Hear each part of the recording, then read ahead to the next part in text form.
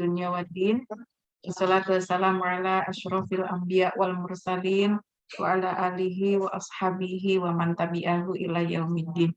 Rabbi syrah li sadri wa yassir li amri wahlul 'uqdatam min lisani yafqahu qawli. Rabbana zidna ilman nafi'a warzuqna amalan salihah. Amin ya rabbal alamin. Amma ba'd. Teman-teman yang saya sayangi karena Allah Subhanahu wa taala, alhamdulillah ya, pagi ke siang ini kita bertemu lagi, ini di pertemuan yang kedua berarti. Benar ya? Kemarin kita sudah membahas tentang muqaddimah ilmu fikih, dan kemudian kita jadi tahu gitu ya betapa pentingnya ilmu fikih dalam terapan kita sebagai seorang muslim, dan kemudian ya ternyata itu mempengaruhi ketakwaan kita di hadapan Allah Subhanahu wa taala. Karena memang ilmu fikih atau syariah itu ya tujuannya adalah menjadikan ibadah kita atau keislaman kita itu kafah, sempurna gitu.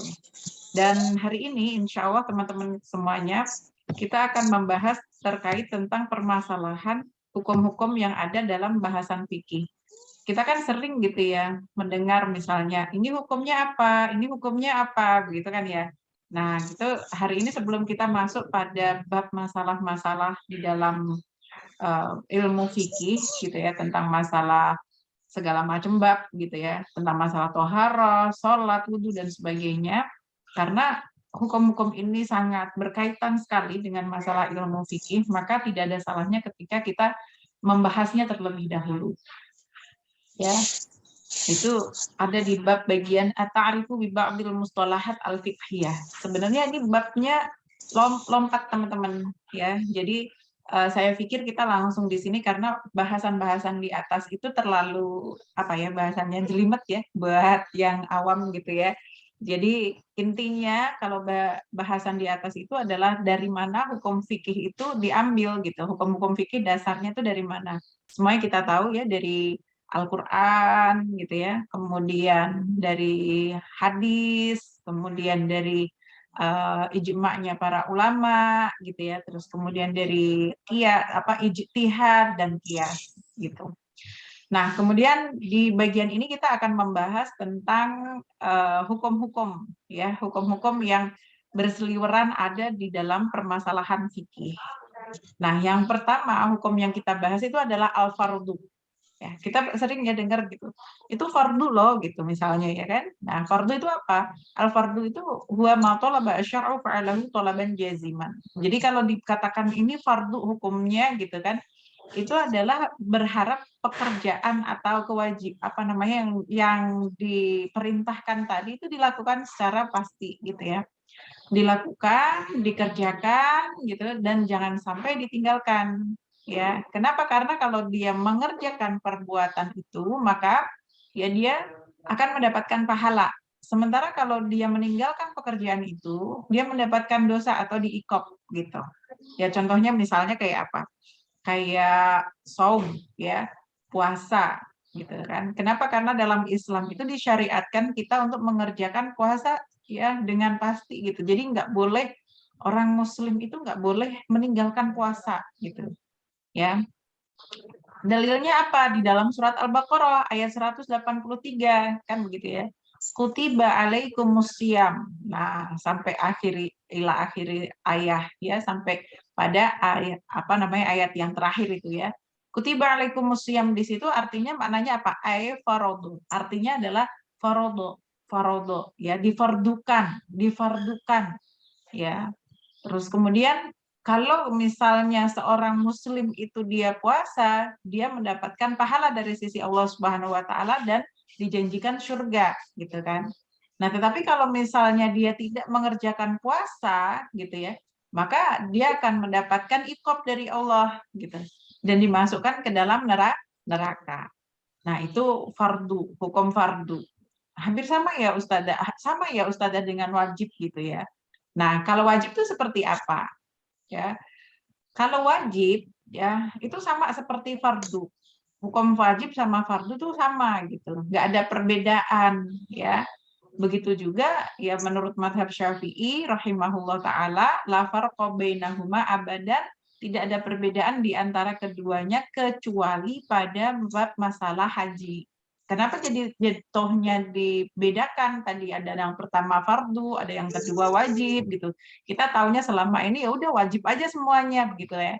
Nah, karena ada satu ibadah misalnya ya seperti yang disampaikan kalau dalam Imam Syafi'i itu ya kan ada perbedaan nanti ketika pada ibadah haji. Ya perbedaannya seperti apa? Nah, kalau wajib pada bab masalah haji gitu ya, kalau kita misalnya mengerjakan ibadah haji, nanti ya ada pekerjaan-pekerjaan atau amalan-amalan gitu ya, yang itu masuk kategorinya wajib gitu ya, wajib dilakukan oleh para hujjaj gitu ya, para jamaah haji, orang yang pergi haji gitu ya. Tapi andai kan dia meninggalkan pekerjaan wajib tadi gitu ya, hajinya tetap sah gitu ya, apa namanya, hajinya tetap sah, cuman nanti dia apa teman-teman, dia karena tidak mengerjakan ya kan yang wajib tadi, dia boleh mengalirkan darah itu bayar fidyah gitu ya, bayar fidyah gitu. Jadi kewajiban itu karena suatu hal yang darurat misalnya ketika ditinggalkan, hajinya tetap sah, tetapi gitu ya, dia harus dibayar dengan apa? Dengan fidyah gitu. Nah, adapun kalau fardu di dalam haji gitu ya, fardu di dalam haji itu ya, ini adalah sesuatu yang kalau ditinggalkan dia nggak sah tuh hajinya. Ya bagaimanapun juga orang yang haji itu nggak boleh meninggalkan kefarduan ini gitu. Ya harus wajib gitu. Bahkan kalau misalnya sakit pun dia tetap harus mengerjakan sampai yang dikatakan dia nanti gitu ya. Dikatakan dia sah hajinya ketika dia sudah mengerjakan kefarduannya ini gitu. Dan itu tidak bisa diganti dengan misalnya seperti yang wajib tadi gitu ya, kewajiban gitu. Jadi kalau kewajiban tadi boleh diganti dengan fidyah, misalnya kalau ada kondisi darurat yang tidak bisa dikerjakan. Tapi kalau misalnya gitu ya, dia apa namanya hukum fardu gitu ya, ini nggak boleh. Nah, contoh dalam hukum fardu ibadah haji itu apa? Adalah wukuf di Arafah. Ya makanya kalau orang lagi masanya wukuf walaupun sakit mereka tetap gitu ya dibawa ambulan, digotong gitu kan, ditaruh di Arafah gitu kan. Juga sama dengan tawaful ifadah. Tawaf ifadah itu fardu gitu. Ya, jadi kalau misalnya dia tidak mengerjakan dua hal ini di dalam ibadah hajinya, maka tidak dikatakan sebagai haji. Jadi antum kita jadi tahu ya teman-teman ya, apa tuh dalam beberapa ibadah mungkin sama gitu ya. Ketika kita mengatakan kalimat itu fardu, kemudian wajib gitu ya, konotasinya sama ya. Fardu itu wajib gitu, farodho, kutiba ala gitu kan, itu wajib gitu. Tetapi ketika misalnya ya bahasanya itu masuk pada bab masalah haji gitu ya, ternyata ada perbedaan di sini gitu. Ya, kalau yang fardu tadi ya tidak boleh benar-benar ditinggalkan karena menjadi syarat sahnya haji. Kalau yang wajib gitu ya, kalau dalam keadaan darurat dia boleh meninggalkan tetapi dia harus membayar fidyah gitu. Ya, supaya tetap sah hajinya. Begitu itu dua hukum ya, dua hukum yang dibahas. Kemudian hukum yang ketiga apa? Hukum yang ketiga adalah al-fardu al-aini, ya fardu ain gitu kan.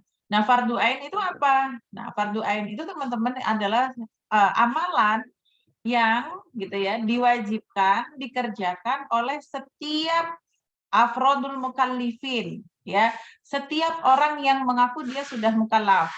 Mukallaf itu bagaimana teman-teman? Mukallaf itu udah balik ya kan, balik berarti dalam sisi usia dia sudah cukup gitu kan. Kalau laki-laki berarti ditandai dengan ya apa namanya mimpi basah. Kalau perempuan tandanya dengan apa? Dengan head gitu ya, atau standarnya pakai ini pakai apa namanya pakai umur usia ya kan. Atau kalau misalnya dia gitu ya, dia sudah bisa membedakan antara yang benar ya kan, yang salah gitu ya, yang baik dan tidak baik gitu kan. Nah, itu masuk juga jadi bagian syaratnya mukallaf dan sehat tertentu saja gitu ya. Tidak dalam keadaan gila, ya, tidak dalam keadaan apa namanya terganggu gitu kan ingatannya dan sebagainya gitu, maka itu yang disebut oleh mukallaf. Maka kalau dia udah mukallaf, udah balik, udah dan sehat kondisinya, apa nih ya, kedengeran suara berisik ya dari luar saya ya. Bentar.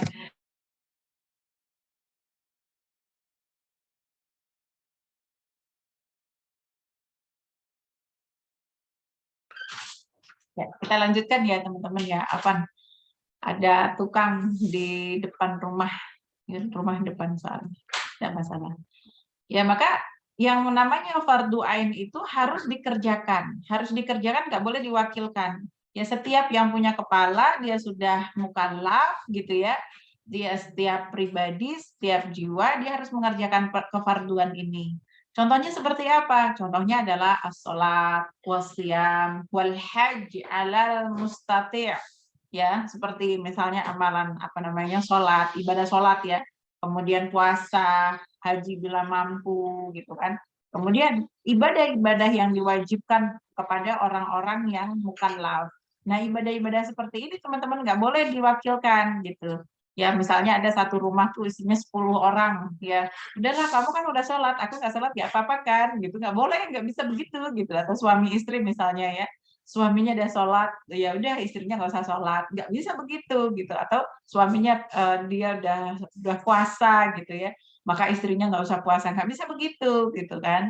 Makanya kalau kita lihati ya, kita dapati gitu banyak sekali di masyarakat kita ada pasangan suami istri gitu kan, yang suaminya rajin sholat puasa gitu kan, misalnya ibadah-ibadah yang wajib dikerjakan, fardu ain dikerjakan semuanya, istrinya enggak misalnya, ya itu nggak bisa membuat gugur antara satu dengan yang lain gitu ya. Sama juga gitu ketika gitu seorang ibu mempunyai anak gitu kan, anaknya itu dia sudah soleh gitu ya, anaknya udah soleh, solihah, mengerjakan semua ya kewajiban atau fardu ain gitu, maka ibunya nggak bisa mengatakan, yang penting kan anakku ngerjain, aku nggak apa-apa, nggak bisa begitu gitu ya. Maka semuanya harus dikerjakan karena ketika dihisab oleh Allah Subhanahu Wa Taala nggak bisa diwakilkan. Ya, misalnya sholat, orang sholat dihisab masalah sholatnya, nggak bisa kita bilang ya Allah, ntar tunggu dulu gitu ya. Saya wakilkan hisab saya sama anak saya misalnya, nggak bisa begitu. Ya, harus nanti pas dihisab ya kita sendiri gitu kan. Gimana sholat kita, gitu, gimana puasa kita dan ibadah-ibadah kita yang lain. Nggak bisa kita wakilkan. Udah deh ya Allah, anakku aja yang dihisab, itu nggak bisa gitu ya. Kemudian kalau al-fardu al-kifai atau yang sering kita bilang seperti fardu kifayah, ya kan? Kita kenalnya fardu kifayah. Nah, fardu kifayah itu seperti apa? Kalau fardu ain tadi per orang dia harus mengerjakan, sementara kalau fardu kifayah gitu cukup diwakili satu orang gitu ya, maka itu sudah menggugurkan kewajiban bagi orang-orang yang ada di sana. Ya, misalnya contohnya kayak apa gitu kan. Contohnya adalah idza qama bi ba'duhum ya sakot apa namanya? Contohnya adalah tentang ini apa namanya teman-teman tajhizul mayyit ya wassalatu alaihi gitu ya, mengurusi jenazah mayit gitu kan, jenazahnya orang yang meninggal gitu. Tajhiz itu ngurusin jenazahnya ya, ngurusin orang yang meninggal gitu, dari mulai memandikannya gitu ya, mensolatinya, menguburkan ya, itu adalah kewajiban bagi al-muslimin gitu. Kewajiban bagi orang muslim gitu ya. Idza mata fihim mayyitun an yaghsiluhu wa yukafinuhu wa yusallu alaihi. Itu semuanya sampai summa yudafinuhu, sampai dimakamkan, itu semua adalah kewajiban. Ya, tetapi ketika kewajiban itu dilakukan sebagian orang muslim yang dimana ada mayit tadi ada di situ gitu kan ya, maka sudah berhasil itu hasolal maqsud gitu ya, sudah gugur itu kewajibannya, walaupun gitu sebagian itu ada cuma satu orang gitu ya. Makanya kalau di kampung tuh ada istilahnya modin, modin tahu nggak modin? Kalau di sini apa, Bu? Ya, kalau biasanya kalau di sini itu tukang mandiin jenazah gitu ya. Kalau di kampung dulu bilangnya tuh modin. Modin itu dia tuh udah ngurusin segala sesuatu urusan ya, permayitan itu gitu. Ya kan? Nah, itu Masya Allah dia ya orang yang memikul beban gitu ya, tanggung jawab yang semua ketika tanggung jawab itu dikerjakan gitu ya, saqatal ism anil akharin. Ya, gugurlah dosa orang-orang yang ada di sekitarnya, orang-orang yang ada di lingkungan itu karena sudah dikerjakan oleh seorang gitu. Ya, maka tidak dikatakan mereka semua satu wilayah itu orang-orang muslim di situ tuh berdosa, itu enggak gitu. Ya, tapi sebaliknya, kalau misalnya ada mayit, ada orang meninggal gitu. Ya, mungkin karena faktor dia miskin atau gimana lah pokoknya gitu ya. Yang penting dia orang muslim gitu. Tapi nggak ada satupun orang di situ, yang tinggal di situ, yang di wilayah situ, tidak ngurusin jenazahnya, tidak memandikannya gitu ya, bahkan dibiarkan gitu, tergeletak begitu saja mayatnya gitu ya. Maka gitu ya, satu kampung itu, satu wilayah itu semuanya berdosa. Ya, semuanya berdosa karena mereka bawa asam mulitarkihim hadal farodul kifai. Ya, karena mereka meninggalkan kewajiban fardu kifayah itu, maka dikatakan mereka semuanya berdosa. Ya, makanya Masya Allah ya, satu modin itu bisa menyelamatkan satu kampung gitu kan ya, dengan dia melakukan ya kewajiban fardhu kifayah tadi gitu kan, maka satu wilayah itu orang-orang Muslim itu sudah terbebaskan dari yang namanya dosa. Ya, kemudian teman-teman semuanya contoh lagi, misalnya begini, kalau kita membaca Al-Quran begitu ya, baca Al-Quran dengan tartil itu hukumnya apa? Hukumnya fardu ain, kan begitu ya. Ketika kita baca Al-Quran, ketika kita pegang Al-Quran, kita buka, kita keluarkan itu setiap huruf kalimat dari Al-Quran gitu, maka wajib hukumnya fardu ain, ya yang membaca itu gitu ya, siapapun dia harus membacanya dengan tartil. Ya, tapi kemudian ada istilahnya di dalam ilmu ya Al-Quran itu, untuk sampai pada tahapan kita bisa membaca tartil, ya kan bacaan kita bagus gitu ya. Orang harus belajar yang namanya tahsin gitu kan. Orang harus belajar yang namanya tahsinul Quran gitu. Diperbaiki tuh baca-bacaannya gitu. Supaya apa? Supaya benar karena kita bukan orang Arab kan begitu ya. Itu bukan bahasa kita gitu. Maka diperbaiki, dibenar. Nah, jumhur ulama mengatakan ya, sebagian atau kebanyakan mayoritas ulama mengatakan untuk belajar tahsin itu fardu kifayah gitu. Jadi kalau di dalam satu lingkungan gitu ya, dalam satu komplek atau dalam satu kampung sudah ada satu orang yang dia belajar tahsin gitu ya, maka sudah menggugurkan itu satu wilayah kita gitu, nggak ada dosa nanti bagi orang-orang itu.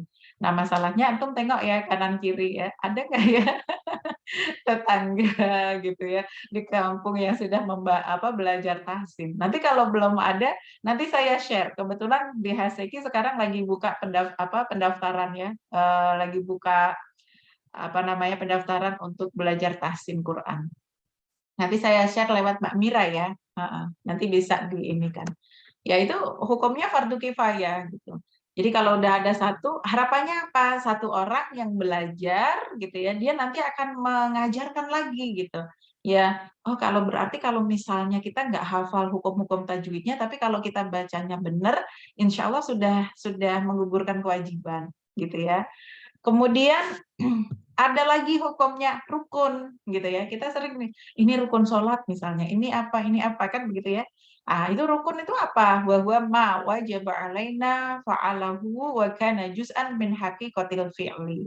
Ya rukun itu adalah ya suatu pekerjaan yang diwajibkan untuk dikerjakan kepada kita gitu ya, dan dia bagian dari ya sebuah amal. Jadi bagian dari sebuah amal gitu, amal yang kita lakukan misalnya apa? Contohnya gitu ya, ketika kita sholat, di dalam sholat ya, rukun sholat itu apa? Dalam setiap rakaatnya harus membaca Fatihah. Ya, maka Fatihah itu gitu kan ya, menjadi salah satu sahnya kita ya berdiri sholatnya rakaat kita gitu ya, karena Fatihah itu adalah rukunnya, gitu, rukun sholat, begitu. Nah, sama dengan misalnya ruku, sujud, gitu ya, itu juga termasuk pada bagian arkanus sholat, ya rukun-rukun di dalam sholat. Nah, itu rukun. Nah, kemudian kalau asyaratu, gitu ya, syarat itu apa? Syarat adalah ma wajaba fa'alahu, gitu ya, sesuatu yang mewajibkan kita mengerjakannya, gitu kan. Ya, tapi dia bukan bagian dari apa namanya, dari amal tadi. Misalnya kalau sholat itu kan kalau rukun itu bagian ya, bagian dari sholat tadi gitu. Karena baca Al-Fatihah itu ada di dalam pekerjaan sholat tadi gitu. Tapi kalau syarat gitu ya, syarat itu adalah gitu ya, sesuatu yang menjadikan pekerjaan itu sah, tetapi tidak masuk pada bagian dari pekerjaan tersebut. Dia tidak ada waktu kita pas takbiratul ihram sampai salam, dia tidak ada di situ, gitu ya. Tapi dikerjakan sebelum, gitu misalnya, ya dikerjakan sebelum. Bahwa min muqaddamatihi, artinya sebelum melakukan sholat. Contohnya, ya, contohnya adalah al-wudu, ya kan? Wudu. Orang kalau mau wudu orang kalau mau sholat syaratnya harus wudu. Bisa nggak orang nggak punya wudu, nggak wudu dulu gitu, tiba-tiba ujuk-ujuk langsung sholat? Nggak boleh gitu ya. Harus dikerjakan dulu syaratnya gitu. Sama seperti orang bukan orang muslim gitu misalnya ya. Ada orang dia puasa misalnya sampai 30 hari misalnya. Terus dia orang baik banget, suka nolong tetangganya misalnya gitu ya. Tapi dia bukan orang mukmin, bukan orang Islam gitu ya. Apakah apa namanya? Apakah puasanya tadi ya diterima oleh Allah Subhanahu wa taala? Tentu saja tidak. Karena apa? Syarat supaya puasanya diterima oleh Allah Subhanahu wa taala dia harus muslim gitu. Jadi kalau ada orang yang non muslim dia mau puasa, ya terserah mau puasa apa kek namanya gitu ya. Itu tidak akan diterima oleh Allah Subhanahu wa taala. Karena syaratnya orang yang ya puasanya diterima oleh Allah Subhanahu wa taala harus muslim. Sama seperti ada tetangga gitu ya, tetangga saya gitu lihatin kita orang muslim itu pada berkurban gitu ya. Kasih kambing, kasih sapi di masjid gitu. Dia kepengen tuh gitu. Dia sumbang juga tuh kambing 1 ekor ke masjid gitu kan. Terus gimana gitu? Apakah itu masuk kategori kurban yang diterima oleh Allah Subhanahu wa taala? Ya enggak, karena syaratnya orang yang berkurban itu harus muslim. Sama seperti ketika mau sholat gitu ya, harus wudhu dulu. Kalau nggak wudhu dia nggak diterima sholatnya, nggak sah kan begitu. Ya, kemudian apalagi selain wudhu, yaitu dukhulu waktu sholat gitu. Harus tahu bahwa ini waktunya sudah sholat. Jangan sampai sholat zuhur kita kerjakan jam 11, ya kan? Ya belum masuk waktu zuhur, cenah gitu kan ya. Ya nggak sah gitu ya. Jadi jam berapa waktu duhur itu atau sholat duhur itu harus dikerjakan? Jam 12 lebih 5 menit, kurang lebih ya, sepertinya begitu. Ya, atau misalnya kalau sudah masuk waktunya duhur di Indonesia sekarang jam berapa begitu ya. Itu harus masuk dulu atau gampangnya kita dengar adzan dulu dah gitu.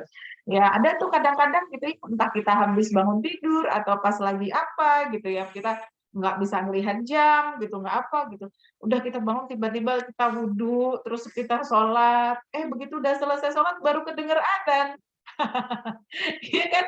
Baru kedenger adzan. Terus tadi sholat apa gitu kan? Jadi bingung tuh kan sendiri gitu. Padahal tadi niatnya tuh mau sholat duhur gitu, tapi kok tiba-tiba baru adzan gitu, dikirain udah duhur gitu. Nah, sah nggak itu sholatnya? Nggak sah. Jadi gimana? Udah terlanjur dilakukan, ya ulangi lagi, kan begitu. Ulangi lagi setelah masuknya waktu sholat, kan gitu. Ya terus kemudian apalagi contohnya adalah istiqbalul kiblah gitu ya. Adalah kalau sholat kita harus menghadap ke kiblat. Kalau nggak ngadep ke kiblat, ya nggak sah sholatnya gitu. Udah tahu kiblatnya kita ke arah sana. Kitanya gitu ya, hanya karena ada tetangga atau misalnya ada calon mertua di sebelah sana, kita ngadepnya ke sana gitu misalnya. Sah nggak sholatnya? Enggak, gitu ya. Jadi harus ngadepnya ke kiblat, atau udah tahu kiblatnya sebelah sini, miringnya agak ke sini gitu ya. Tapi karena udah terlanjur dibangun masjidnya, ternyata kiblatnya miring, dia bangun masjidnya miringnya ke sana gitu, padahal aslinya kiblatnya miring ke sini gitu. Gimana? Tinggal garisnya aja diperbaiki, ya kan? Wajib hukumnya gitu ya menepati ya arah kiblat sesuai dengan yang kita pahami gitu. Ya kan pahami yang tahunya begini ya udah miring begini. Kalau ada kesalahan pembangunan ya udah tinggal kita belokkan badan kita aja, kan begitu. Ya itu salah satu kedudukan ya syarat di dalam ibadah misalnya seperti sholat yang tadi kita contohkan. Nah kemudian apalagi ada hukum yang namanya al-mandub. Nah, ini kita kadang suka bingung gitu. Apa sih bedanya mandub, sunnah, mustahab, tatawwu gitu kan, naflan gitu, nafilah gitu kan ya. Padahal itu teman-teman semuanya sama. Al-mandubah itu maksudnya ya sunnah, ya kan, ya mustahabbah, ya kan, ya tatawuan, ya wa naflan itu sama. Ya, hanya bahasanya berbeda. Jadi al-mandub itu adalah ya sesuatu yang diharapkan oleh syariah untuk dikerjakannya, ya, untuk dikerjakan tanpa suatu keharusan, bukan kewajiban bilangnya ya, tanpa suatu keharusan, gitu ya. Haitsu yutarattabu ats-tsawab ala fa'alahu. Jadi kalau dia mengerjakannya, dia mendapatkan pahala karena dia mengerjakannya, gitu ya. Jadi sayang kan kalau misalnya kita meninggalkan, ada loh gitu ya suatu pekerjaan yang kita ya kerjakan, kalau kita kerjakan kita tuh mendapatkan pahala di situ kan gitu, ada kesempatan kita mendapatkan pahala banyak di situ walaupun ketika pekerjaan itu kita tinggalkan gitu ya, amalan itu kita tinggalkan, kita nggak diikop gitu, atau kita nggak dosa gitu untuk meninggalkannya. Tapi ada tadi ya kesempatan kita untuk mendapatkan kebaikan-kebaikan, untuk mendapatkan pahala di sisi Allah Subhanahu wa taala, maka sayang banget untuk kita tinggalkan. Itulah mandubah atau sunnah, mustahabban, tatawuan, ya naflan, itu sama aja. Ya contohnya seperti apa? Contohnya sholat duha, ya kan? Sholat duha itu nggak ada wajib, tapi kan itu gitu suatu pekerjaan yang atau ibadah yang kalau kita kerjakan datangnya pahala gitu ya, ada lewat sana gitu. Ya, maka kalau kita bisa kerjakan kan begitu ya. Terus kemudian apalagi contohnya qiyamul lail. Ya, qiyamul lail itu apa, Bu? Apa aja sholat yang dikerjakan di malam hari seperti misalnya tahajud gitu kan ya. Atau misalnya antum bangun untuk sholat hajat, untuk sholat taubat, untuk sholat apa lagi? Terserah, banyak sholat yang bisa kita kerjakan pas malam hari. Ya cuman kalau sholat tahajud itu nanti ada bahasannya sendiri ya teman-teman semuanya. Dia ya disunahkan untuk tidur terlebih dahulu. Bahkan ada yang mengatakan misalnya termasuk mazhabnya Syafi'i itu harus tidur dulu walaupun tidurnya itu enggak yang serius gitu. Emang ada ya tidur yang enggak serius ya. Kata orang Jawa tidur ayam gitu kan. Ayam-ayam gitu pokoknya set gitu tidur gitu kan ya. Ah, berarti itu sudah menggugurkan syaratnya ya. Jadi dikatakan tahajud itu kalau kita bangun dari tidur gitu. Ya boleh di sepertiga di awal sholat, di awal malam gitu ya, atau di sepertiga tengahnya atau sepertiga terakhir gitu, itu nggak ada masalah. Ya, kapan aja yang penting gitu ya, syaratnya tadi ya tidur aja dulu gitu. Atau misalnya apalagi yang disunahkan adalah siyamu sittata ayyamin min Syawal wa ghairu dzalik ya. Puasa pada 6 hari di bulan Syawal itu berat banget. Bener nggak sih teman-teman? Atau saya aja yang merasa berat? Kenapa? Karena habis 1 bulan full gitu ya, kita tuh nggak makan sembarangan di siang hari gitu kan. Tiba-tiba emak kita yang pada bikin nastar cakep-cakep gitu kan ya, ketupat, rendang, apa segala macam masih ada gitu ya.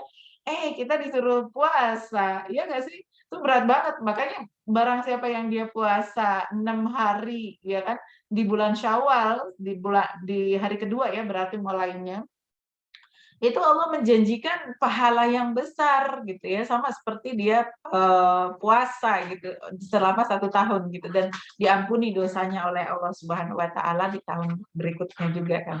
Jadi luar biasa banget gitu. Ya tapi itu kan berat banget ya teman-teman ya. Ada yang ngerasa berat kayak kayak saya nggak? Ya, jadi kalau kalau dapat itu puasa, masya Allah luar biasa gitu dengan godaan yang luar biasa. Beda ceritanya sama puasa bulan Ramadan. Kenapa puasa bulan Ramadan itu jadi ringan gitu? Bener nggak sih teman-teman? Ya ringan banget tuh kalau puasa Ramadan karena lingkungannya mendukung. Semua orang tuh puasa kalau puasa Ramadan, kan begitu. Bahkan warteg-warteg di sebelah-sebelah kita semuanya tutup kalau siang-siang Ramadan, kan begitu ya. Tapi kalau selain Ramadan mana ada gitu ya, kita keluar sedikit ketemu orang makan daging rendang. Ya jalan sedikit kita ditawarin apa namanya, ditawarin sirup yang warnanya macem-macem gitu kan. Apakah kita nggak nelen ludah tuh? Ya jadi berat gitu kan. Masya Allah. Makanya seringan-ringannya puasa itu memang jatuhnya apa? Ya puasa Ramadan gitu. Dan seberat-beratnya puasa jatuhnya puasa apa? Puasa Syawal gitu ya. Itu luar biasa. Itu sih bagi orang Indonesia aja sih sebenarnya.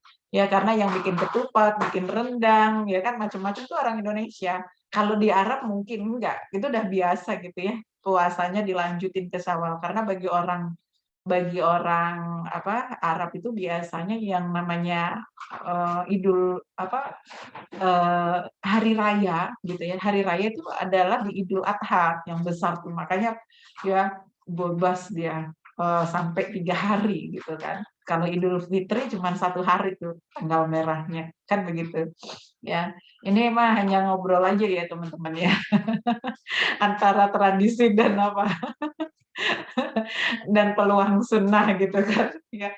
Tapi tetap ya namanya kesunahan itu kan nanti ada banyak ya, banyak cara kita untuk mendapatkan kesunahan. Kalau misalnya kita belum sanggup yang ini, kita kerjakan kesunahan yang lain, kita kerjakan kesunahan yang lain gitu ya. Jangan sampai kita ibadah atau sebagai manusia tuh hanya lempeng aja kerjain wajib doang gitu.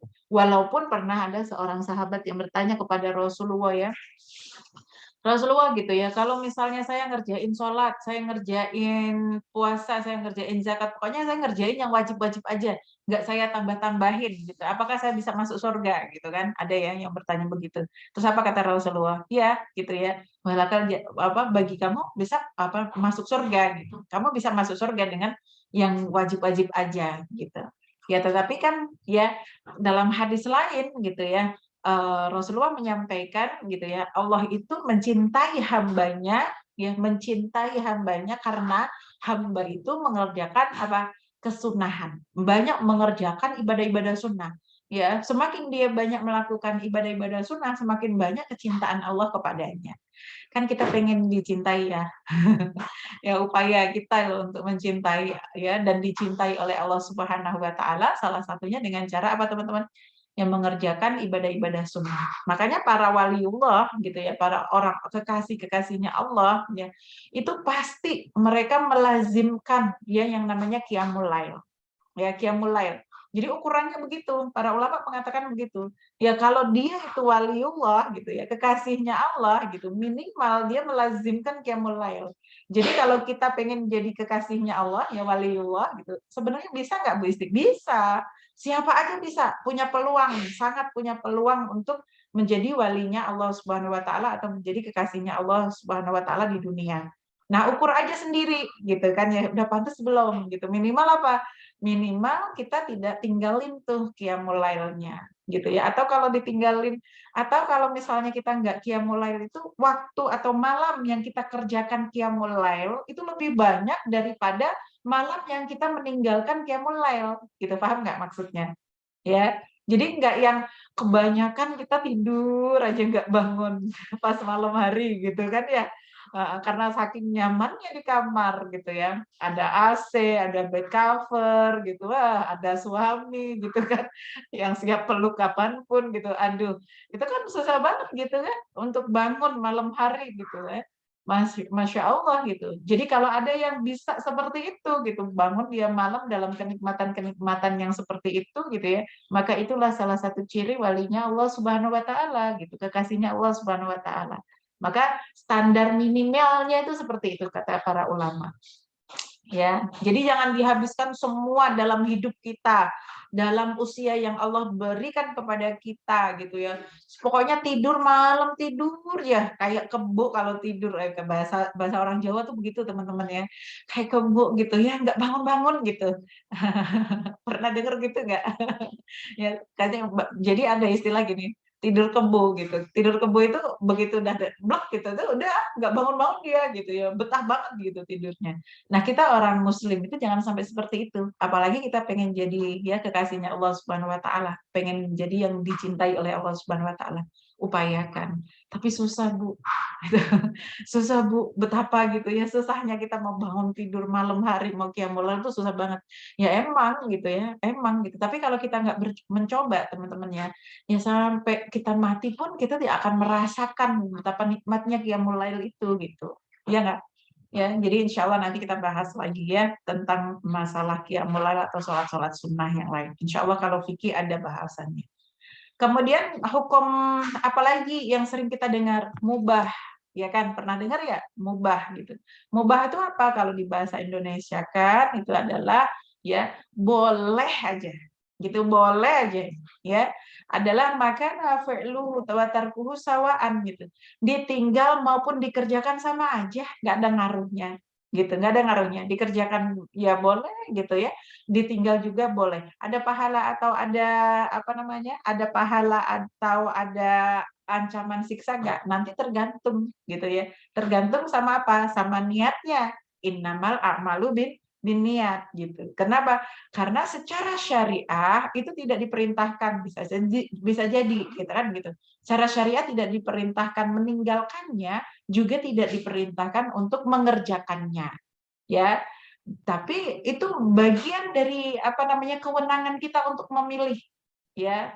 Ja'alalana hurriyatut tarki wal amal, terserah gitu. Boleh kita milih, kita memiliki kebebasan untuk memilih meninggalkannya ataupun misalnya gitu ya, memilih untuk melakukannya. Ya, contoh gampangnya itu adalah apa teman-teman? Makan, ya kan? Makan tuh mubah gitu. Makan tuh mubah karena ya memang nggak ada perintah gitu ya, nggak ada apa namanya, nggak ada apa namanya, nggak ada kewajibannya gitu. Ya tapi kalau makan makanan yang halal dan thoyyib, wah perintahnya gitu ya. Apa yang kita makan, apa yang kita masukkan itu menjadi kewajiban karena apa? Karena itu memang diperintahkan oleh Allah gitu. Ya, yang halal, yang thoyyib, yang masuk di mulut kita, yang jadi kita makan gitu. Ya, tapi kalau misalnya mau makan atau enggak itu urusan kita gitu. Misalnya kayak antum ya dapat misalnya ya dianterin tetangga ada warteg gitu misalnya, dia punya warteg gitu dianterin satu porsi warteg ada jengkolnya, ada kikilnya. Kalau di warteg kan gitu ya, ada kangkung ya, pokoknya tuh wah gitu ya, enak banget tuh rasanya gitu ya. Tapi apakah ada kewajiban antum harus memakannya? Enggak kan, gitu ya, enggak kan gitu. Apalagi kalau lagi diet gitu. Waduh, itu perusak diet saya gitu kan ya. Antum boleh ninggalin gitu, nggak harus antum makan gitu. Misalnya antum sedekahkan kepada siapa, antum kasih ke siapa, itu boleh. Ya, nggak ada ke apa namanya, nggak ada dosa, ya, nggak ada perintah untuk harus gitu memakannya tuh nggak ada gitu. Dicegah juga enggak. Antum punya kebebasan untuk memilih dalam hukum masalah apa mubah. Ya, contohnya kalau di kitab ini adalah ya sebagaimana yang disampaikan oleh Allah Subhanahu wa taala di dalam surat Al-Jumu'ah ayat 10 gitu fa idza qudiyatis shalah fantashiru fil ardi wabtagu min fadlillah. Nah, ternyata para ulama menyampaikan ya menyebarnya kita di atas bumi gitu kan ya untuk mencari keutamaan atau mencari rizki misalnya ya dalam perintahnya setelah sholat gitu setelah menunaikan sholat gitu ya itu ternyata bukan kewajiban juga bukan kesunahan tetapi apa hukumnya jatuhnya mubah gitu. Jadi kalau misalnya kita kerjakan ya setelah sholat Jumat kemudian kita bekerja lagi gitu kan bekerja lagi ya monggo gitu ya tapi kalau misalnya kita tidak bekerja lagi setelah sholat Jumat gitu ya kemudian memang dikhususkan waktu Jumat itu adalah waktu libur dari bekerja, ya monggo gitu. Ya, man syaa fa'ala, man syaa amala wa man syaa taroka. Nah, itu apa namanya? Mubah. Mubah itu seperti itu, teman-teman. Ya, kalau di negara-negara Arab misalnya Timur Tengah gitu ya, udah biasa mereka tuh liburnya adalah hari Jumat Sabtu. Itu biasanya liburnya begitu. Kalau nggak Jumat Sabtu, Kamis Jumat gitu. Ya itu liburnya tuh 2 hari di situ. Kalau kita kan Sabtu Ahad gitu ya, kita liburnya Sabtu Ahad gitu. Tapi kalau di negara lain yang di Timur Tengah tuh biasanya Jumat Sabtu atau Kamis Sabtu. Kamis Jumat. Ya, kenapa? Karena hari Jumat tuh dimanfaatkan untuk benar-benar ya taqarrub ilallah gitu, banyak beribadah, banyak bersolawat, banyak baca Quran gitu. Ya, kan banyak tuh yang harus kita baca ya kalau hari Jumat ya. Belum lagi surat Yasin, Al-Kahfi, terus apa lagi teman-teman? Ya, belum lagi bacaan kita sendiri biar kemudian cepat hatam juga gitu ya. Terus kemudian kita juga disuruh sholawat gitu banyak-banyak di hari Jumat, sedekah dan sebagainya gitu ya. Maka sebenarnya hari Jumat itu memang pasnya libur, kan begitu ya. Nah, ya. Kemudian apa lagi? Nah, itu termasuk bagian itu hukum mubah ya. Nah, sekarang hukum haram ya. Di nomor 9 itu haram. Haram itu apa? Secara syariah ya, itu diperintahkan untuk meninggalkannya. Ya, diperintahkan untuk meninggalkannya secara syariah. Ya, karena kalau misalnya ya kita melanggar itu, gitu kemudian kan kita diperintahkan untuk meninggalkan, tetapi kemudian kita kerjakan ya atau dia kerjakan gitu ya, maka dia mendapatkan dosa dan dia berhak diikop atas apa yang dia kerjakan tadi. Ikop kalau dari Allah Subhanahu wa taala adalah siksaannya, siksaan Allah Subhanahu wa taala. Maka jangan sampai kita melakukan atau mengerjakan ya sesuatu yang dihukumi sebagai keharaman. Haram dikerjakan, berarti nggak boleh kita lakukan. Ya karena memang secara syariah kita diharapkan untuk meninggalkannya. Ya jangan dilakukan. Contohnya dalam hal ini apa? Adalah tentang pembunuhan, al-qatlu. Al-qatlu itu pembunuhan ya, teman-teman ya. Sebagaimana yang disampaikan oleh Allah Subhanahu wa taala di dalam surat Al-Isra ayat 33, Allah mengatakan, "Wala taqtulun nafsallati harramallahu illa bil haqq." Ya. Jadi janganlah kalian semua itu membunuh satu jiwa. An-nafs itu satu jiwa ya yang diharapkan oleh Allah Subhanahu wa taala tanpa ada sesuatu ya yang boleh, yang diizinkan, ada alasan yang hak gitu ya. Nggak boleh gitu, nggak boleh. Maka ketika pembunuhan itu dilakukan, maka berdosa, dosanya itu besar sekali. Termasuk apa lagi yang tidak diperbolehkan di dalam surat Al-Baqarah ayat 188 tentang keharaman untuk memakan harta saudara kita, memakan harta manusia ya bil batil, dalam cara yang batil. Ya, dengan cara yang batil, yaitu ya wala taqulu amwalakum bainakum bil batil. Ya, ngambil, nyolong, ya kan? Terus korupsi. Itu kan berarti ngambil dalam apa namanya memakan ya harta manusia dalam keadaan dengan cara yang batil, betul nggak? Korupsi, terus apa lagi? Termasuk bagian riba, itu juga ya batil teman-teman semuanya. Atau apalagi menipu, ya misalnya jualannya nggak jujur gitu kan, terus apa namanya ngajakin investasi nggak jujur gitu kan, itu kan menipu, semuanya menipu gitu, maka tuh nggak bener gitu ya, itu batil, semuanya masuk kategori batil gitu. Terus termasuk nggak Bu kalau hutang nggak dibayar-bayar gitu, padahal dia punya uang untuk membayarnya, itu juga termasuk bagi apa amalan yang batil gitu, haram semuanya. Jadi kalau punya uang ya harus segera apa teman-teman dibayarkan hutangnya biar tidak apa tidak batil, kita tidak zalim kepada saudara kita. Ya, bentar ya teman-teman, saya ini dulu.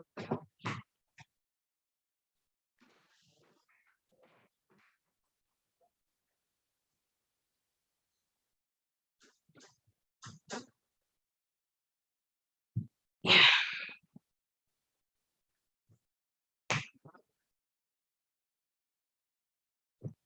iya, sambung lagi. Ya, Jadi di dalam agama kita itu ya benar-benar kita dilindungi gitu. Siapa aja orang yang dia Islam, maka darahnya dan hartanya itu terlindungi. Nggak boleh sembarangan ditumpahkan darahnya, nggak boleh sembarangan ya hartanya diambil secara dolim. Itu termasuk gitu kalau lewat depan rumah teman kita gitu ya, teman kita punya apa namanya mangga misalnya gitu ya, ya jangan asal ngambil gitu ya. Itu termasuk bagian yang batil. Teman saya Bu udah baik, udah biasa gitu. Jangan dibiasain hal-hal yang haram begitu ya.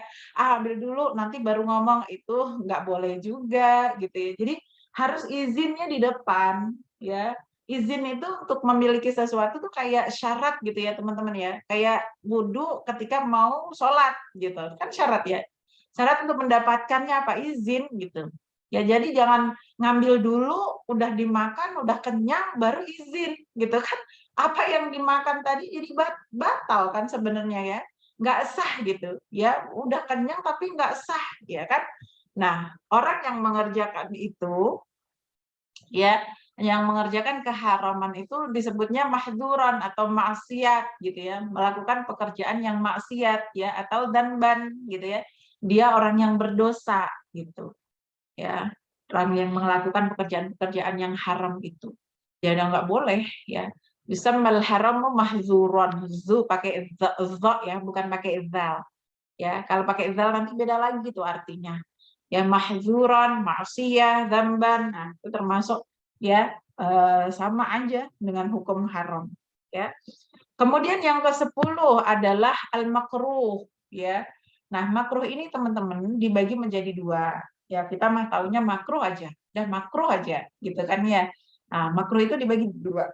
Ada makruhan tahrimian ya kan, makruh secara apa namanya yang disebut dengan makruhnya itu makruh yang haram gitu, sangat sangat sangat gitu secara syar'i itu diharapkan untuk ditinggalkan gitu kan, itu makruh tahrimian ya, karena kalau dikerjakan terus nanti jatuhnya dia berdosa gitu ya, dan dia mendapatkan ikop kalau terus dikerjakan yang makruh-makruh itu gitu, dikit-dikit dikerjakan cuman makruh gitu, tapi ya dikerjakan terus gitu ya. Nah, itu kalau dia sengaja mengerjakannya gitu ya, terus kemudian apa namanya, dia tahu itu sesuatu yang tidak disukai atau dalam keadaan ya itu makruh gitu ya, maka nanti jatuhnya dia dosa gitu, tetap jatuhnya haram gitu ya, makanya ditinggalkan ya, jangan dikerjakan, benar-benar jangan dikerjakan.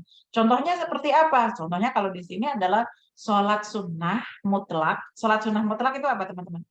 Sholat sunnah mutlak itu adalah sholat sunnah yang dikerjakan setelah wudhu ya, pokoknya habis wudhu dia kerjakan sholat tuh 2 rakaat gitu kan.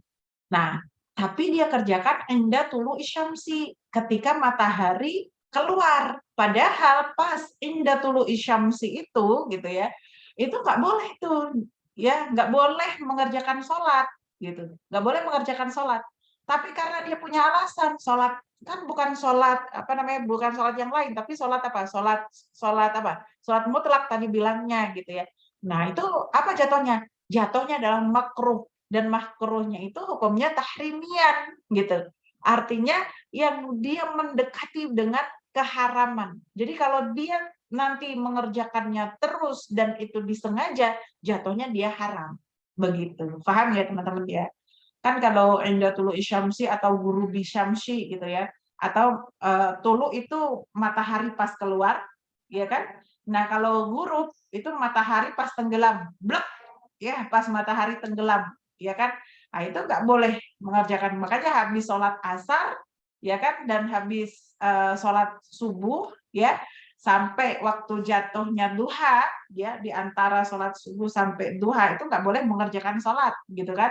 Nggak boleh mengerjakan sholat lagi. Begitu juga ketika selesai sholat apa asar sampai sholat maghrib, nggak boleh mengerjakan sholat lagi, gitu ya, tanpa ada sebab. Nah, kalau sebabnya ada, misalnya sholatnya adalah sholat mutlak gitu ya, karena habis wudhu kemudian dia sholat 2 rakaat ya, niatnya sholat mutlak di 2 waktu itu gimana?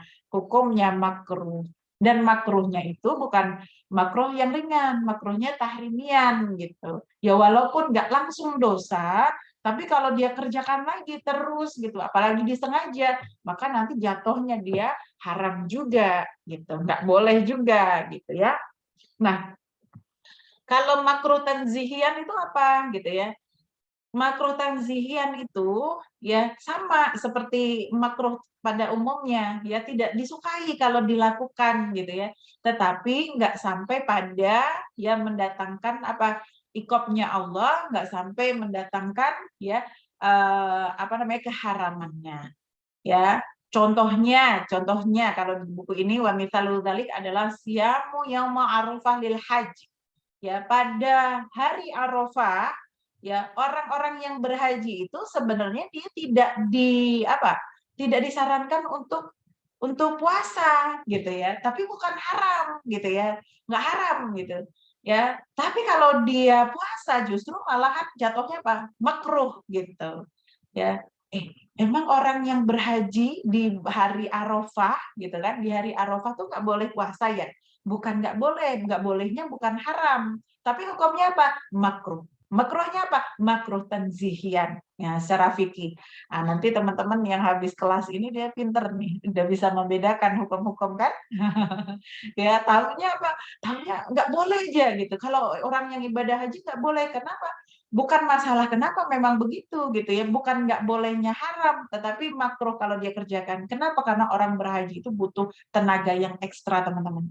Ya, menjaga supaya keadaan kondisi tubuhnya fit itu jauh lebih baik daripada gitu ya dia memaksakan diri untuk puasa gitu. Sementara puasanya dia di bulan Arafah atau di hari Arafahnya dia gitu ya, itu hukumnya makruh tanzihian. Tapi bagi orang yang tidak haji seperti kita misalnya yang lagi di Indonesia gitu ya, di hari Arafah tuh sunnah muakkadah jatuhnya, ya sunnah yang sangat dianjurkan sekali gitu ya. Jadi yang di sana mereka yang ya berhaji pas Yaumul Arafah mereka tidak usah berpuasa, tapi kita yang tidak berhaji ya kita berpuasa. Kalau kita sunnah, kalau dia di sana berpuasa malah apa teman-teman? Makruh. Kemudian al-ada. Ada itu menunaikan bahasa ringkasnya ya, teman-teman semuanya. Ya, tapi kalau bahasa hukumnya ya ada itu adalah fi'lul ibadah fi waqtiha al-muhaddid ya, min qabli syar'i. Artinya bahwa menunaikan suatu ibadah pada waktunya yang memang sudah ditentukan oleh Allah Subhanahu wa taala, yaitu al-ada. Ya. Jadi contohnya seperti apa? Seperti siyamu Ramadan fi syahri Ramadan. Ya puasa di bulan Ramadan, ya kan? Pada waktu bulan Ramadan.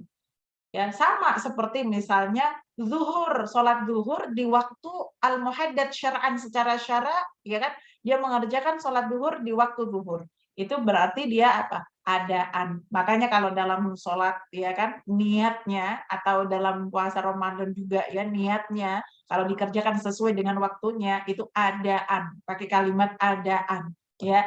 Ada itu berarti menunaikan ibadah pada waktunya.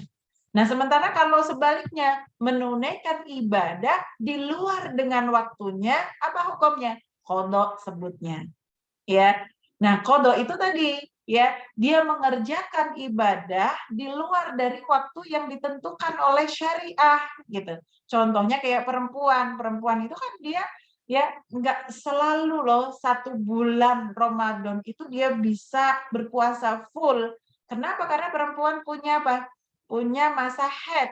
Nah, di masa haidnya itu dia diperbolehkan untuk tidak berpuasa. Ketika dia diperbolehkan untuk tidak berpuasa, dia wajib hukumnya mengganti hari yang ditinggalkan karena sebab haidnya tadi. Maka ketika dia berpuasa di luar bulan Ramadan untuk membayar ya hutang puasanya bulan Ramadan itu namanya qadha. Ya itu namanya qadha. Tetap wajib, sama-sama wajib, tapi itu namanya qadha. Ya, sama seperti yang disampaikan apa hukumnya sama di dalilnya surat Al-Baqarah ayat 185, "Faman syahida minkum syahra falyasum wa man kana maridun aw ala safarin fa iddatun min ayyamin ukhra." Ya, kalau kita ya memungkinkan puasa untuk ya di bulan Ramadan ini, kita perempuan maksud saya ya, kita nggak lagi haid, nggak lagi safar, nggak lagi sakit gitu kan, ya maka kita wajib hukumnya untuk berpuasa. Tapi kalau misalnya kita dalam keadaan haid, ya sakit itu masuk ya, haid itu masuk kategori sakit. Ya kemudian safar gitu, maka hitung yang kita tinggalkan. Nanti kita akan qadha ya setelah bulan Ramadan. Begitu ya teman-teman ya. Nah, kemudian ada lagi satu lagi ya hukum yang akan kita bahas yaitu al-i'adah. Al-i'adah itu apa? Kalau bahasa kita mengulang, ya mengulang suatu amalan atau ibadah pada waktunya tadi sudah kita kerjakan, tetapi gitu ya, kemudian kita ulang lagi pekerjaan itu, ya. Boleh ya Bu begitu? Boleh, gitu. Contohnya seperti apa? Misalnya, gitu ya, sholat zuhur yang kita kerjakan sendirian. Ya, kita misalnya datang ke suatu majelis taklim misalnya ya atau apa, datangnya pas waktu sholat zuhur, pas zuhur gitu ya, kita masih sendirian, masih sepi misalnya, belum ada siapa-siapa. Kemudian kita sholat zuhur dulu. Begitu kita sholat zuhur udah selesai, ternyata baru ada misalnya jamaah misalnya, ya misalnya nih baru ada jamaah. Kemudian gitu ya, karena kita ingin mendapatkan pahala orang berjamaah, sayang banget kalau sholatnya tadi cuma sendirian gitu ya, maka kita gabung tuh, ya gabung sama orang-orang yang sholat berjamaah tadi, gitu kan. Maka fa'innahu yusannu lahu i'adatiha tahsilan li thawabil jamaah. Ya, disunahkan justru untuk mengulang apa yang kita lakukan tadi, sholat zuhurnya yang sendirian tadi, gitu, agar kita mendapatkan pahala jamaah. Begitu teman-teman. Ya sama seperti misalnya banyak sekali sahabat-sahabat Rasulullah ya yang mempraktekkan itu. Misalnya gitu ya, dia sholat jamaah sama Rasulullah SAW. Ya, ketika misalnya dia bersama Rasulullah pas adzan gitu, dia pergi ke masjid sholat bareng sama Rasulullah.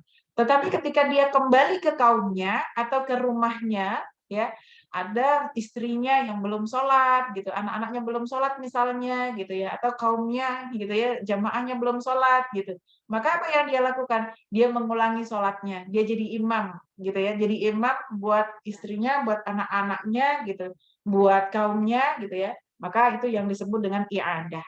Ya boleh Bu yang seperti itu, boleh banget, nggak ada apa, nggak masalah gitu. Atau misalnya ada seorang laki-laki dia punya istri yang istrinya tuh belum paham tentang agama, ya. Kebetulan istrinya itu adalah mu'alaf misalnya, jadi dia nggak ngerti cara sholatnya. Padahal dia laki-laki kan wajib untuk sholat di masjid gitu ya. Maka dia kerjakan sholat 2 kali, dan itu banyak sahabat-sahabat yang melakukan seperti itu, gitu ya. Jadi dia sholat dulu berjamaah di masjid, begitu pulang masjid dia ngajakin istrinya jadi imam bagi istrinya untuk sholat di rumah. Ya, itu hukum-hukum yang ada di dalam bab masalah fikih teman-teman. Ada 13 hukum tadi dalam kitab ini ya yang kita bahas. Mudah-mudahan Allah mudahkan kita dalam mengamalkan ya ilmu yang kita dapati. Saya cukupkan mungkin kajiannya, nanti baru insya Allah pekan depan kita baru mulai tentang bab yang ada di masalah fikih. Ya, baru misalnya kita membahas habis ini nih, baru membahas tentang toharoh, gitu kan. Ya, itu baru di intinya. Jadi butuh 2 pertemuan ya untuk masuk ke inti fikih itu ya. Prolognya 2 gitu ya. Baru di masalah ahkamu toharoh ya. Baik teman-teman, kalau ada yang mau bertanya tentang seputar bahasan kita hari ini ya, yang tadi sudah disampaikan gitu ya, atau hal-hal terkait masalah fikih, fatafadhol, silahkan, monggo, langsung buka aja mood-nya, boleh ya. Silahkan teman-teman, atau kalau nggak ada jangan dipaksa. Ya, Ustazah saya, Ustazah. Tadi ya, kan ada rukun dan syarat ya, Ustazah ya. Jadi iya. kalau rukun itu berarti dua-duanya harus dikerjakan supaya syah ibadahnya, gitu ya, Ustazah? Iya. Setiap kali kita ibadah, teman-teman ya, kita memang harus berupaya supaya ibadah kita tuh sempurna, gitu ya, supaya ibadah kita sempurna. Kalau dalam keadaan kita ya tidak ada suatu uzur secara syar'i apalagi gitu ya. Secara syar'i kita nggak ada uzurnya gitu. Maka gitu ya, kita harus kerjakan itu gitu. Kita harus kerjakan itu. Karena ya rukun di dalam sholat itu hukumnya juga wajib untuk dikerjakan. Begitu juga syarat ya agar sholat kita sah gitu. Ya, tapi Allah itu teman-teman semuanya gitu ya. Allah itu sangat apa namanya? Tafasah. Tafasah itu apa bahasanya? Tafasah itu kalau bahasa yang sering kita gaungkan sekarang itu apa sih teman-teman ya? Kok saya jadi lupa nih satu satu kosakata ini ya. Pokoknya memaklumi banget gitu. Ya, toleran, Masya Allah. Mau ngomong toleran kok susah banget ya. Ya, Allah tuh sangat toleran banget sama kita gitu. Ya misalnya gitu ya, walaupun ruku sujud itu termasuk pada bagian rukun dalam sholat, tapi kalau misalnya kita tidak bisa mengerjakan karena faktor kitanya sakit gitu ya, karena faktor kitanya nggak bisa bergerak secara leluasa gitu ya, maka tetap sah nggak sholatnya? Tetap sah gitu karena ada udzur tadi gitu. Ya, begitu juga dengan masalah syarat gitu ya. Wudu itu kan harus ya mengalirkan air ke apa namanya? Mengalirkan air di anggota tubuh yang diwajibkan untuk dialirin air gitu ya. Misalnya dibasuh mukanya, tangan dan sebagainya gitu ya. Tapi kalau misalnya kita nggak bisa melakukan itu karena penyakit atau karena kita dalam keadaan safar atau karena kita dalam keadaan tidak bisa mendapatkan air gitu ya, maka gitu ya, toleransi Allah adalah boleh tidak wudhu tetapi tayamum. Kan begitu. Ya. Jadi tetap sah sholatnya, tetap sah sholatnya. Begitu. Ya. Tapi apakah keduanya harus dikerjakan? Harus dikerjakan. Apalagi dalam keadaan kita nggak ada udzur secara syar'i. Nggak ada udzur sama sekali, maka dua-duanya harus dikerjakan. Ya, baik rukun maupun syarat. Sama kayak tadi ya, fardu sama apa teman-teman? Fardu sama wajib dalam masalah haji, ya kan? Kalau tidak apa namanya? Kalau dalam secara secara apa teman-teman? Secara badan kita gitu ya, tidak ada uzur sama sekali gitu. Dua-duanya kerjakan. Kan begitu. Ya dua-duanya kerjakan.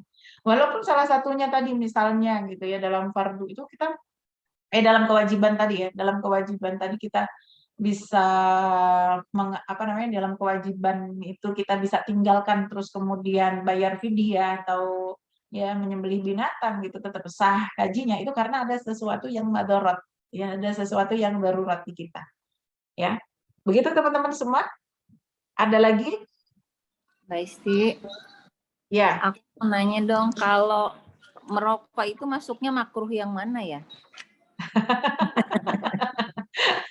sensitif ini Gimana? bahasanya ini kayaknya Nggak, ini kan buat para suami gitu kan. para suami ya.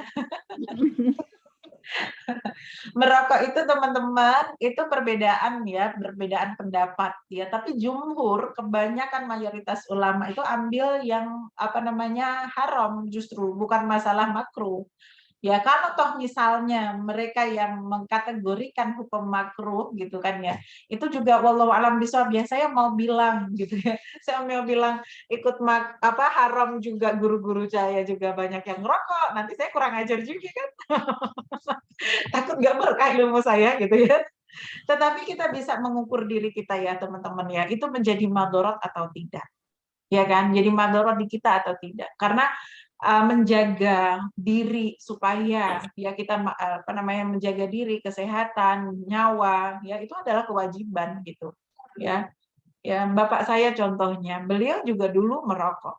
Ya, dulu merokok karena memang di lingkup apa teman-teman ya di pesantren dan sebagainya itu memang terbiasa ya apa kebiasaan rokok atau nggak usah begitulah di Indonesia ya rata-rata itu ya laki-laki muslim itu juga merokok gitu. Ya, tapi itu perdebatan yang luar biasa kan gitu antara ya antara orang yang merokok sama yang nggak merokok. Biasanya orang yang menghukumi itu jatuhnya makro itu ya mereka karena merokok kan begitu.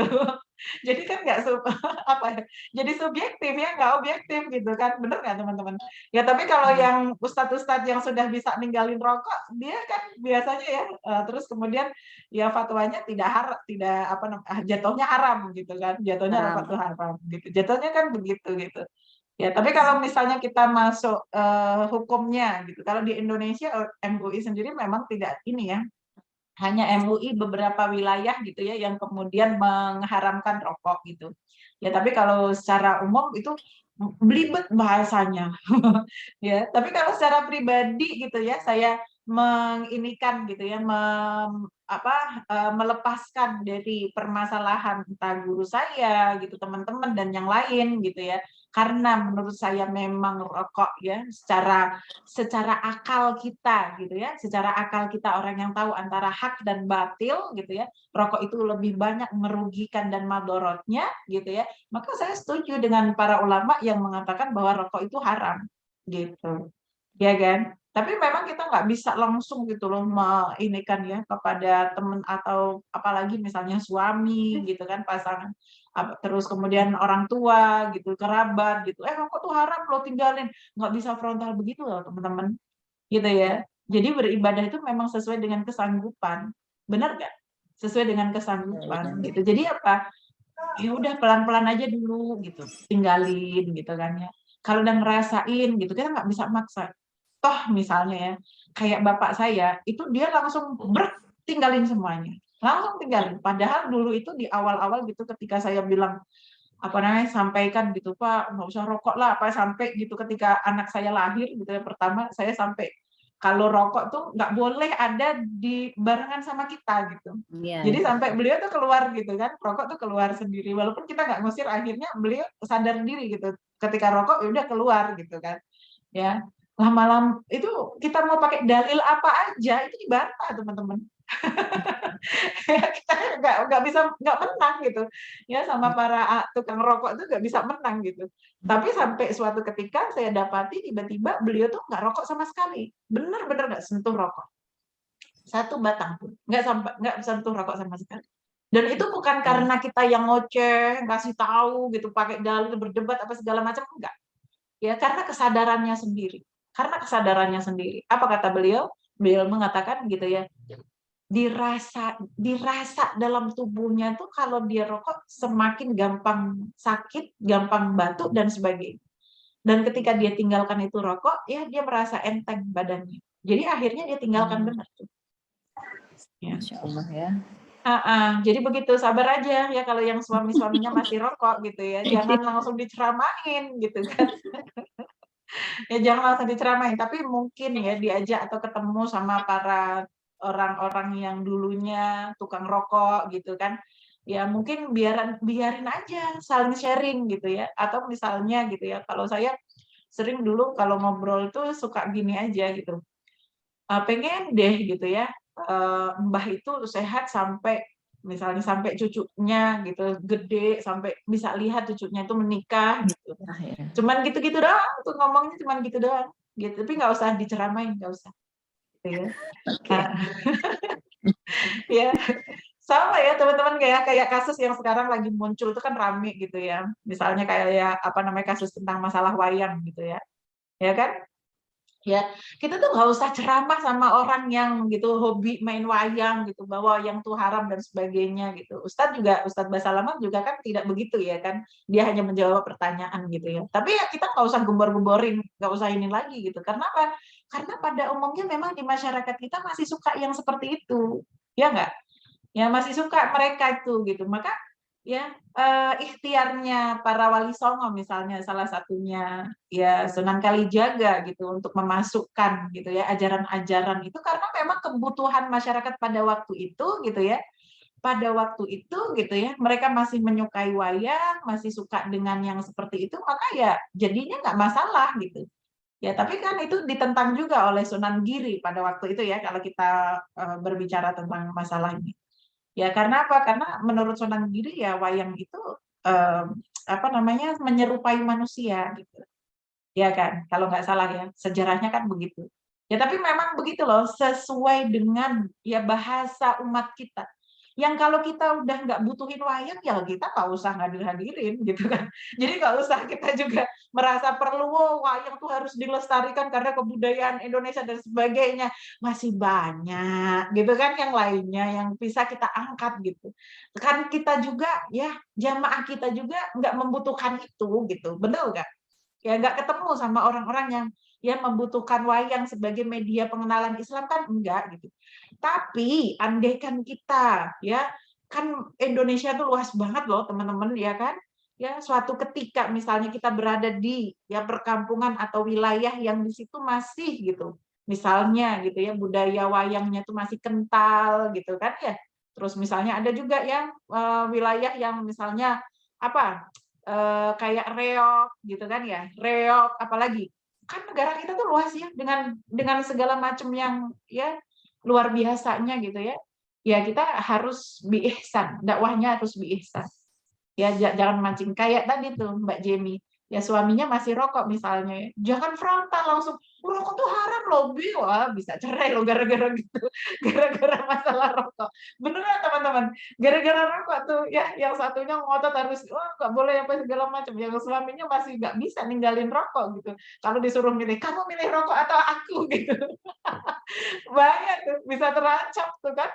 Ya kan nggak sampai segitu. Jadi mas tato tuh ya sesuai dengan kesanggupan kita ibadah dan yakinlah Allah tuh Maha Rahman Rahimnya luar biasa.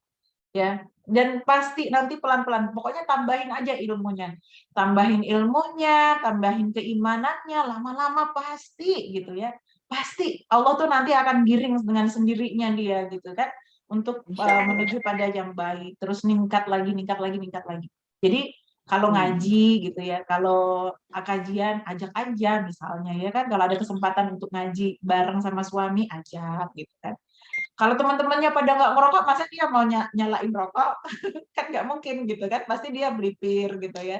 Jadi ajak aja di perkumpulan orang-orang yang gitu ya, nggak mau rokok misalnya dan sebagainya. Ya nggak apa-apa. Kalau itu ustadznya ngaram-ngaramin rokok, gimana ustadznya? Ya nggak apa-apa. Yang penting kan bukan antum yang ngomong. Ya kan? Bukan istrinya yang ngomong. Ustadznya gitu ya. Kalau istri yang ngomong bisa bahaya, bisa perang itu di rumah. Ya. Ya. Ada lagi teman-teman? Makasih, Ustazah, Mbak. Iya, Mbak Putri. Afwan mau nanya. Tadi sedikit menyambung pertanyaan Mbak Mira yang terkait Iya. rukun sama syarat. Iya. Nah, kalau dari sisi Afwan juga saya tadi agak telat, mungkin udah jelasin, tapi saya masih belum paham. Kalau dari sisi urgensi atau prioritasnya antara rukun sama syarat itu mana sih memang harus didahulukan pemenuhannya, kewajibannya gitu? Enggak begitu. Oh, Jadi rukun sama syarat itu dua-duanya dua-duanya harus penting. terpenuhi. Harus terpenuhi. Hmm. Bedanya kalau wajib sama sunnah. Kalau wajib sama sunnah kita bisa milih gitu. Mana urgensi yang harus kita lakukan gitu antara wajib sama sunnah gitu kan. Contoh misalnya kita punya air cuma sedikit ya kan, untuk kita bisa wudhu ya harus pilih yang wajib. Yang wajib kita basuh, yang wajib kita tunaikan, kan begitu. Ya, yang sunnahnya kalau perlu ya ditinggal nggak ada masalah gitu. Karena kita memilih, kita punyanya cuma air sedikit gitu. Sama misalnya, kita punya waktu, spare waktu untuk sholat itu nggak banyak. Karena misalnya gitu ya, kita benar-benar lagi ditunggu orang yang penting ini loh gitu. Ya masalah hidup dan mati misalnya seorang dokter misalnya kan, bisa jadi kan dokter bedah misalnya, ya kan dia harus menyelamatkan menyelamatkan pasiennya gitu ya, sudah ditunggu di ruang operasi gitu kan. Terus mana nih yang harus dikerjakan? Padahal dia hanya punya waktu beberapa menit untuk sholat gitu. Ya kerjakan yang wajib-wajib gitu. Kerjakan yang wajib-wajib. Termasuk bagian yang wajib tadi ada rukun, ada syaratnya di situ. Jadi kalau rukun syarat bisa dipilih nggak bisa. Bukan begitu. Jadi perbandingannya itu ya nggak apple to apple. Kan itu dia sama gitu ya, hukumnya itu sama gitu, sama-sama yang harus ditunaikan gitu. Ya, tapi kalau misalnya untuk dipilih gitu, itu adalah yang antara yang sunnah sama yang wajib, itu bisa kita milih. Ya, kita bisa milih. Milih yang mana? Milih yang wajib. Milih yang wajib. Ya makanya kalau dalam sholat ya, dalam ibadah-ibadah di bulan puasa itu ya kan ya, teman-teman yang diutamakan yang mana? Yang wajib. Jangan yang sunnah gitu. Iya kan? Ya, jadi contohnya gitu ya. Contohnya kalau dalam sholat terawih ya kan, kita kan sukanya berbondong-bondong ke masjid untuk menjalankan sholat terawih gitu ya. Kita kadang-kadang tuh apalagi di awal-awal puasa gitu dibela-belain gitu ya. Sementara mana loh yang ya sama-sama sunnah misalnya ya, sholat isya-nya yang berjamaah atau sholat tarawihnya yang berjamaah? Isya Ya, yang berjamaah. isya yang berjamaah lah, gitu ya. Kita kan kadang-kadang kebalik ya, sholat isya-nya di rumah gitu, sendirian gitu ya. Sholat tarawihnya gitu ya, milih ke masjid barengan gitu. Itu kebalik saudara-saudara. Ya, jadi kalau bisa dua-duanya kerjakan ya berjamaah kalau bisa gitu. Tapi kalau misalnya harus dipilih mana yang dikerjakan berjamaah, ya kan pilih yang wajib gitu. Ya, sholat isya-nya harus berjamaah. Kalau sholat tarawih mau sendirian nggak ada masalah karena Rasulullah juga seringnya begitu, ya kan? Ada lagi? Jadi kalau dari tingkat kepentingannya rukun sama syarat itu memang harus terpenuhi dua-duanya. Iya, Tapi dua-duanya harus terpenuhi. kalau harus membandingkan mana yang urgensinya lebih tinggi itu antara wajib dengan sunnah gitu ya Ustazah ya. Betul, betul. Jadi kalau untuk rukun sama syarat itu beda esensinya di mana ya Ustazah? Ya, kalau di rukun itu teman-teman semuanya, walaupun tadi ya semuanya bisa dikerjakan gitu ya, apalagi kalau misalnya bacaannya dan sebagainya gitu ya, semuanya penting. Kalau ditanyakan esensinya di mana, semuanya menjadi syarat sahnya gitu. Ya tapi dia tuh komposisi yang beda-beda gitu, komposisi yang beda-beda gitu. Misalnya, contohnya misalnya ya kayak bikin donat, ya kan? Kalau nggak ada terigu, bisa jadi donat nggak? Atau donat terigu ya kita bilangnya itu ya, donat yang ala-ala kafe itu ya, bukan donat kentang mah gitu kan, nggak pakai terigu bisa mungkin ya, saya nggak tukang ahli, bukan pinter di situ ya kan, sama gitu kan, berarti kan syaratnya untuk adanya apa namanya terigu itu bagian dari syarat adanya nanti donat, jadi donat gitu. Terus kalau misalnya ada bukan hanya terigu aja, kemudian apalagi ya pengembang donat itu apa namanya? Ragi ya. Ragi, ya kan? Nah, ragi itu bagiannya juga kan. Nah, dua-duanya ada nggak? Satu misalnya dihilangkan, nggak usah pakai ragi, tapi pakai terigu aja gitu. Jadi donat nggak? Saya rasa nggak akan sempurna jadi donatnya, ya kan? Nggak sah jadi donatnya gitu. Ya atau misalnya nggak usah pakai tepung, nggak usah pakai terigu gitu, cuman ada ragi doang. Terus yang dikembali apa? Kan begitu. Ya, ini bahasa saya aja. Ya untuk memudahkan kita. Ya, intinya memang syarat dan rukun itu dalam pencapaian kesempurnaan ibadah, dua-duanya memang harus dikerjakan. Nggak boleh ada yang ditinggalkan. Ya kecuali pada kondisi dia darurat, maka gitu ya. Tadi ya sudah dijelaskan bahwa Allah itu sangat toleran sekali gitu. Ya, dan itu ada aturannya nanti ketika ditinggalkan gitu ya. Karena dia dalam keadaan apa? Darurat ya, dalam keadaan memang tidak mampu untuk mengerjakannya. Begitu Mbak Putri. Afwan, jazakillah khair. Wa iyyakum, paham ya? Insya Allah paham. Ada lagi teman-teman? Alhamdulillah ya, kalau tidak ada nanti kalau mau bahas atau bertanya lagi boleh antum japri sama saya atau tanya lewat Mbak Mira gitu ya. Nanti biar disampaikan ke saya. Ya, kita tutup mungkin majelis kita ya teman-teman semuanya dengan bacaan hamdalah. Alhamdulillahirabbil alamin. Ya, jazakumullah khair di atas kebersamaannya. Mudah-mudahan Allah memberikan ilmu yang bermanfaat buat saya maupun kita semuanya gitu ya. Al-haqqu min rabbikum fala takunanna minal mumtarin. Kita tutup dengan bacaan kafaratul majlis. Subhanakallahumma wa bihamdika asyhadu an la ilaha illa anta astaghfiruka wa natubu ilaik. Alhamdulillahirabbil alamin. Assalamualaikum warahmatullahi wabarakatuh.